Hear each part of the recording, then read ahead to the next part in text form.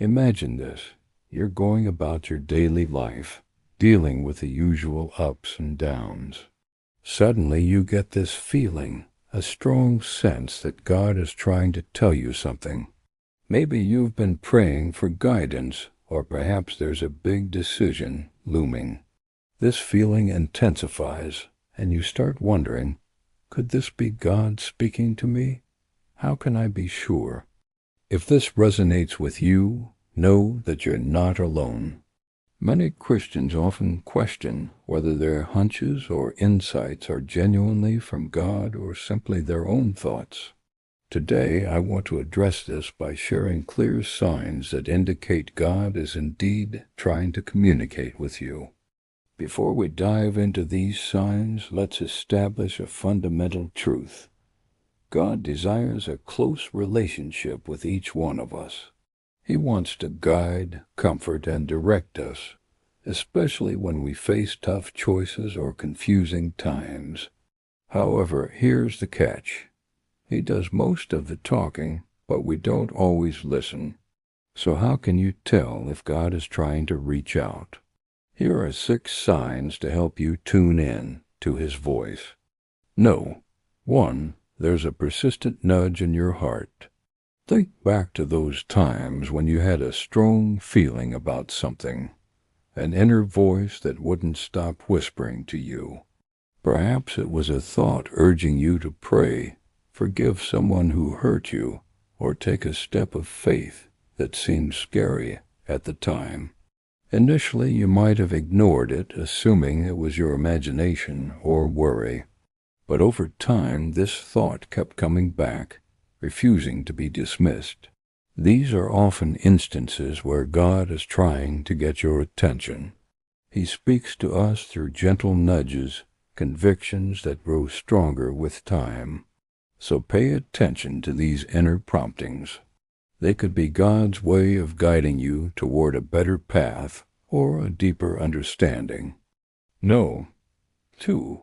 You keep coming across a particular Bible verse. Imagine reading the Bible, and suddenly a verse jumps out at you. You read it, and it feels as though the words were written just for you. You can't help but think, how did the author know exactly what I need to hear right now? Well, this isn't mere coincidence. God often uses His Word to speak to us. In today's world full of distractions, it can be easy to overlook God's messages. But when you read His Word with an open heart, He can use it to answer your questions, bring comfort, or give you the strength and direction you need. So make time to study the Bible regularly, and when a verse catches your eye or resonates deeply with you, take note. It might hold a message that God wants to share with you. 3. God is closing doors for you.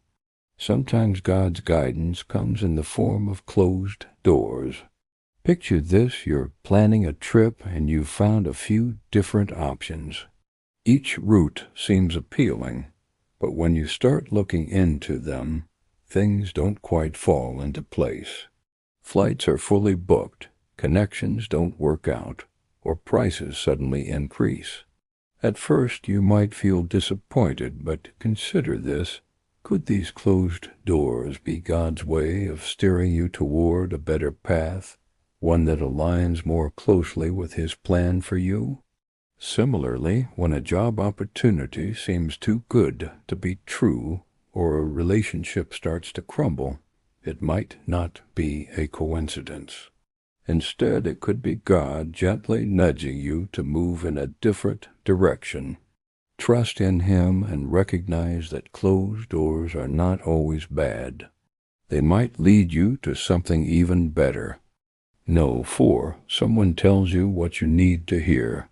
Can you remember a time when someone said something that surprised you? Something that seemed as though they had read your mind? Perhaps you were feeling down and a friend offered the exact words of encouragement you needed. Or maybe you were struggling with a decision and a mentor shared advice that provided clarity. These instances aren't merely coincidences. God often speaks to us through the people around us. Just as He can guide you through His Word, He can also use others as channels of communication. So pay attention to the advice and words of wisdom shared by those you trust. They might be God's way of offering support, insight, or direction. Number 5, you keep getting sick. When you're ignoring God's voice, He might try a different approach, getting your attention through sickness. It's not pleasant, but sometimes illness can be a wake-up call. Consider this. Maybe you've been neglecting your health, overworking yourself and forgetting to take care. Then suddenly you get sick and forced to rest. In that quiet time, you have a chance to reflect, recharge, and reconnect with God. This is not God punishing you, but loving you enough to interrupt you and guide you back to the right path. So when faced with sickness, pause and reflect. Ask God to help you discern if there's anything you need to change, and use this time for spiritual growth and healing. Number 6, God sends a dream to you. In the realm of God's communication, dreams hold a unique place. Throughout history, many have received important messages and guidance from God in their dreams. When you dream, you enter a different state of consciousness, a realm where the boundaries between the physical and spiritual seem thinner. It's during these moments that God can speak to you in powerful and symbolic ways. Your dreams become a canvas where He paints images, stories, and messages that carry deep meaning. So when you recall vivid dreams, especially ones that leave a strong impression or offer a clear message, take them seriously. God might be trying to convey something important to you.